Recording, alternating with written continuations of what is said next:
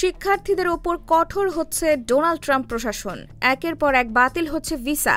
ভারতের পাশাপাশি সেই তালিকায় আছে বাংলাদেশও। এ নিয়ে দুশ্চিন্তার পাহাড় সর্বত্রই।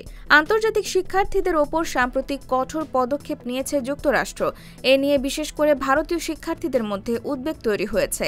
আমেরিকান ইমিগ্রেশন লয়ার্স অ্যাসোসিয়েশনের প্রতিবেদন অনুসারে ভিসা বাতিল হওয়া শিক্ষার্থীদের মধ্যে 50% ভারতের, 14% চীনের। এছাড়া দক্ষিণ কোরিয়া, নেপাল, বাংলাদেশের শিক্ষার্থীরাও এই তালিকায় রয়েছেন। গত 4 মাস ধরে মার্কিন স্টেট ডিপার্টমেন্ট এবং immigration and customs enforcement (ICE) বিদেশি শিক্ষার্থীদের ডেটা, তাদের কার্যকলাপ ও সোশ্যাল মিডিয়ায় তৎপরতার উপর নজরদারি করছে।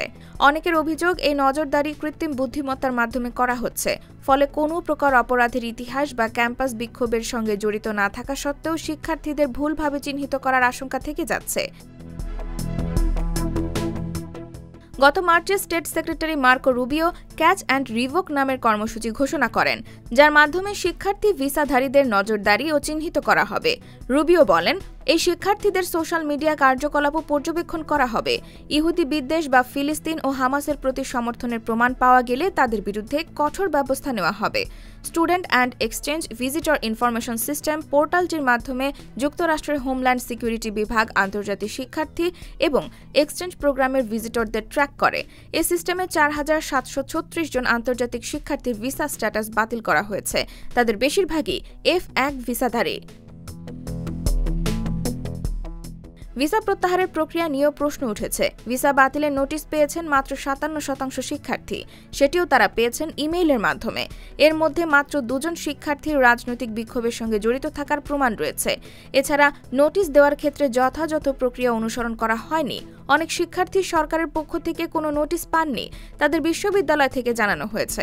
অনেক ক্ষেত্রেই কোনো ধরনের তথ্য প্রমাণ বা ব্যাখ্যা তো দূরের কথা, আত্মপক্ষ সমর্থনের সুযোগও দেওয়া হচ্ছে না।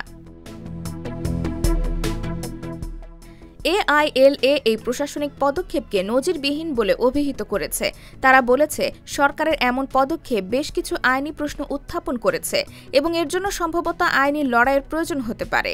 এই ভিসা বাতিলের প্রভাব অত্যন্ত তাৎপর্যপূর্ণ, কারণ 327টি ঘটনার মধ্যে 50% অপশনাল প্র্যাকটিক্যাল ট্রেনিংধারী।